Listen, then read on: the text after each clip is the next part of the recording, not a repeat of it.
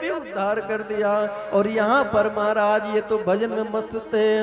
विठ्ठल विठ्ठल विठ्ठला पांडुरंग विठ्ठला, विठ्ठल विठ्ठल विठ्ठला पांडुरंग विठ्ठला, विठ्ठल विठ्ठल विठ्ठला पांडुरंग विठ्ठला, विठ्ठल विठ्ठल विठ्ठला पांडुरंग विठ्ठला, विठ्ठल विठ्ठल विठ्ठला पांडुरंग विठ्ठला, विठ्ठल विठ्ठल विठ्ठला पांडुरंग विठ्ठला, विठ्ठल विठ्ठल विठ्ठला पांडुरंग विठ्ठला। भगवान ने जैसे उस प्रेत का उद्धार किया वैसे भगवान बोले नामदेव भगत जी अरे अब तो आगे खोलो। बोले प्रभु आप दो दो स्वरूपों में आप आ गए।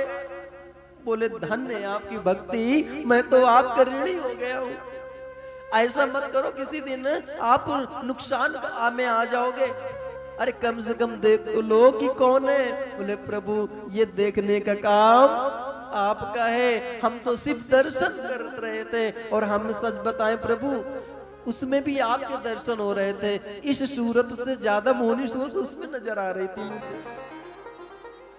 तो ऐसे ऐसे भक्त होते हैं महाराज। इसी कलयुग की बात है। इसी कलयुग में महाराज एक माधव दास जी हुए। माधव दास जी की कथा आप लोगों ने सुनी है? कितने लोगों ने सुनी है? आपने सुन रखी होगी। जगन्नाथ जी में जब रथ यात्रा निकलती है उसके पहले भगवान को बुखार आता है। पूरा प्रतिमा उनकी एकदम अग्नि जैसे जलने लगती, एकदम गर्म हो जाती है। उनको औषधि का लेप लगाया जाता है, फिर उनको रथ यात्रा में निकाला जाता है। आज भी बुखार आता है और वो बुखार महाराज माधव दास जी का है। ध्यान देना, माधव दास जी जीवन में सिर्फ भगवान के भजन ही किए हैं, भगवान की भक्ति करी और उसके अलावा उन्होंने दूसरा कोई कार्य किया ही नहीं। बैठे हुए थे। ध्यान देना, हमारा प्रारब्ध कब उदय हो जाए, कब कितने समय क्या हो जाए, और इसी जन्म में हमारे कर्मों का लेखा जोखा होता है। स्वामी रामकृष्ण परमहंस माता से बात करते थे, काली माता से साक्षात दर्शन करते थे, बात करते थे। परंतु अंत समय में न जाने कौन से प्रारब्ध जन्म के प्रारब्ध उदय हुए, उनको कैंसर जैसी बीमारी हुई, शरीर में पूरी सड़न हो गई, शरीर में कीड़े पड़ गए रामकृष्ण परमहंस जी के। और किसी ने कहा कि स्वामी जी आपको तो माँ के दर्शन होते हैं, माँ से आपकी बात होती है, तो माँ से बोलो ना कि आपका ये प्रॉब्लम सॉल्व कर दे, आपकी ये बीमारी खत्म कर दे। स्वामी जी पता क्या कहते थे? कहते थे अरे तुम मूर्ख हो, इस नश्वर शरीर के लिए क्या माँ को कष्ट देना, आज नहीं तो कल ये कीड़े ही खाएंगे, तो जैसे कल खाना वैसे आज ही खा ले। उस व्यक्ति ने कहा स्वामी जी पता नहीं आप कैसी बातें करते। बोले देख इस शरीर की तीन ही गतियां है ना, आत्मा निकलने के बाद मेरी माँ जब अंदर से निकलेगी ना, इस शरीर की तीन ही गतियां होनी है। ये जलाया जाएगा तो राख बनेगा शरीर, और यदि नदी में प्रवाहित किएगा करना जाएगा तो चील कौवे खाएंगे, यदि नीचे गाड़ा जाएगा तब भी तो कीड़े ऐसे ही पड़ेंगे ना। शरीर की तीन ही गतियां, चौथी गति तो कोई है ही नहीं ना। कितना भी महाराज हम सब कुछ सज ले संवार ले, खुद को कितना भी अच्छा कर ले, अगर भगवान का भजन न किया, किसी संत ने कहा है भांति भांति भोग मिले अंगहु आरोग मिले, अनेक प्रकार के सुख सुविधाएं हो जाएं, आपके यहाँ खाने पीने की समस्त प्रकार की सुविधाएं हो जाएं, एक पानी लोटा एक लोटा जल देने के लिए आपके पास हजारों नौकर हो, अपनी जीवन की सार्थकता यही मत समझ लेना। भांति भांति भोग मिले, अंगहु आरोग मिले, सुख के संयोग मिले, संयम की बाटी में धन और धाम मिले, श्रेयस और मान मिले, यदि राम ना मिले तो सब काम मिले माटी में। यदि भगवान ना मिले आपको तो सब कुछ बेकार है।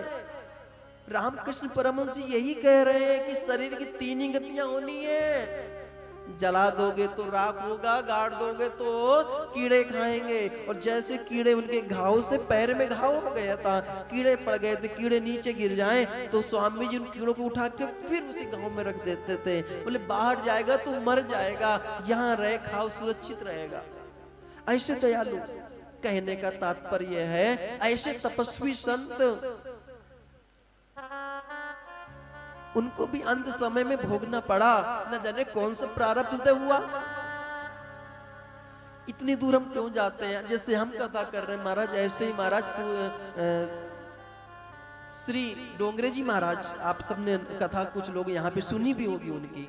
लास्ट समय में कहते उनको भी कैंसर हो गया था, बोलने में दिक्कत होने लगी थी। तो कहने का मतलब है, सिर्फ मेरा यही मतलब कहने का है, निवेदन करना चाहूंगा कि हमारा प्रारब्ध जो है ना कभी हमसे छोड़ता नहीं है। जिस प्रकार हजारों बछड़ों की भीड़ में एक गाय अपने बछड़े को पहचान लेती है, वैसे ही कर्म अपने कर्ता को हजारों लाखों करोड़ों की भीड़ में पहचान लेता है, और समय आने पर उसका उपभोग भी करना होता है। माधव दास जी भजन करते थे, जगन्नाथ जी की पूजा करते थे, स्मरण करते थे, आठों याम की सेवा करते थे। आठों याम की सेवा पता है जो करते होंगे, युगल उपासक होंगे, वल्लभ संप्रदाय से जो उपयुक्त होंगे, आठों याम की सेवा उनको पता होगा कितना कठिन है। 8 बार स्नान करना, अपरस में रहना, जितने बार लघु शंका जाना उतने बार स्नान करना, ऐसी कड़ी माधव दास जी महाराज सेवा करते थे आठों याम की। परंतु ना जाने कौन से जन्मों के उनके प्रारब्ध उदय हुए और उनको ज्वर आ गया, बहुत तेज का बुखार आ गया। और महाराज ऐसा बुखार आया कि वो जो आठों याम की सेवा करते थे, जो 8 बार नहाते थे, आज वो एक बार भी स्नान नहीं कर पा रहे हैं, बिस्तर से भी नहीं उठ पा रहे हैं,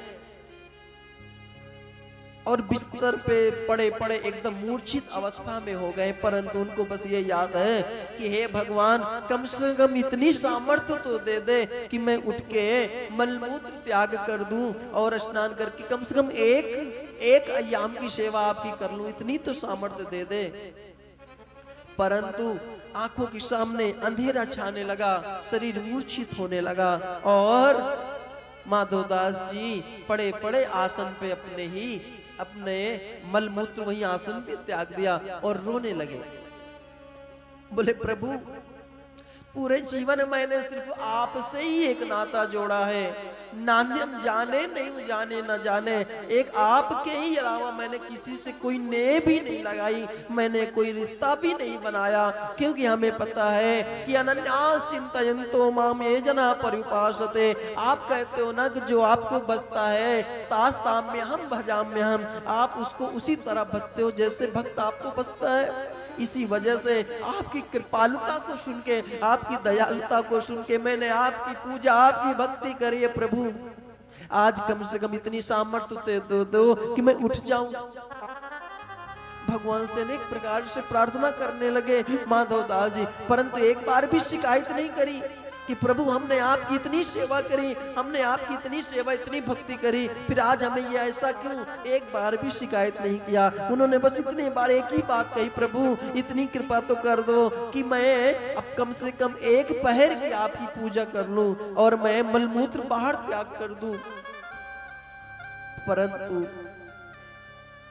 भगवान को दया आ गई जब ऐसी करुण पुकार सुनी कि आपके अलावा मैंने कोई किसी से रिश्ता भी नहीं बनाया और एक आपसे ही रिश्ता बनाया। प्रभु आप भी अगर ऐसे साथ नहीं दोगे तो मैं कहां जाऊंगा? भगवान एक ब्रह्मचारी के रूप में, एक 12 वर्ष के बालक के रूप में आए और माधव दास जी के सामने खड़े हो गए। बोले बाबा, माधवदास जी ने जैसे ही एक मध्यम स्वर की आवाज सुनी, बाबा, माधवदास जी ने आंखें खोला, परंतु उनको आंखों से ओझल धुंधला धुंधला दिखाई पड़ रहा था, उन्हें कुछ भी दिखाई नहीं पड़ रहा था। उन्होंने पूछा आप कौन हो? उस बालक ने कहा बाबा, मैं आपके वो दूर के वो गुरु भाई है ना, मैं उनका शिष्य हूँ, उन्होंने आपके पास मुझे भेजा है आपकी सेवा के लिए। माधवदास जी बोले बेटा मुझे जल पिला दो, मुझे बड़ी तेजी से प्यास आ रही है। और जैसे ही भगवान ने माधवदास जी को जल पिलाया तो भगवान के कर्ज के जल जब माधवदास जी के अंदर गया तो उनका रोम रोम रोमांचित हो गया और आंखों की जो ज्योति थी वो प्रखर हो गई। अब वो साफ देख सकते थे कि ये 12 वर्ष का बालक उसको देखे और देख के रोने लगे। माधवदास जी ने कहा प्रभु ये कैसी विडंबना है, ये कैसी परीक्षा है, मैं इस बालक से भला अपना मलमूत्र कैसे साफ करवा सकता हूँ। भगवान भक्त के मन की बात जानते हैं, समझ गए कि ऐसा सोच रहे माधवदास जी। भगवान ने कहा बाबा आ जाओ, मैं आपको स्नान करा देता हूँ। माधवदास जी रोने लगे। माधवदास जी को पकड़ा हाथ और आज भगवान उनकी लंगोटी साफ कर रहे हैं, उनका मलमूत्र भगवान खुद साफ कर रहे हैं। अनन्यास चिंतयन्तो माम ये जना परिपासते, जो भगवान ने इस बात को लिखा है ना, इसको सच भी करके दिखाया माधवदास जी के साथ। योगक्षेमम वहाम्यहम, और उन्होंने उनका मलमूत्र साफ किया, आसन बिछाया और आसन बिछाने के बाद उनको वहां पर पधराया।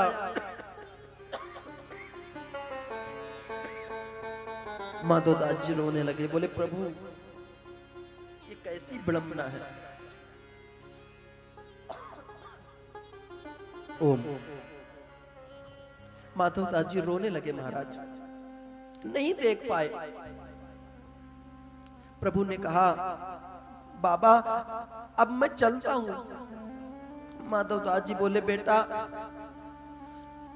आप साधारण तो नहीं हो सकते। क्यों? क्योंकि आज तक मैंने कोई गुरु नहीं बनाया, कोई गुरु भाई भी मेरा नहीं है। अब सच सच बताओ आप कौन हो? क्यों? क्योंकि मुझे पता है क्यों कि आप भगवान के अलावा और कोई नहीं हो सकते। आज आपकी चोरी पकड़ी गई। हमारे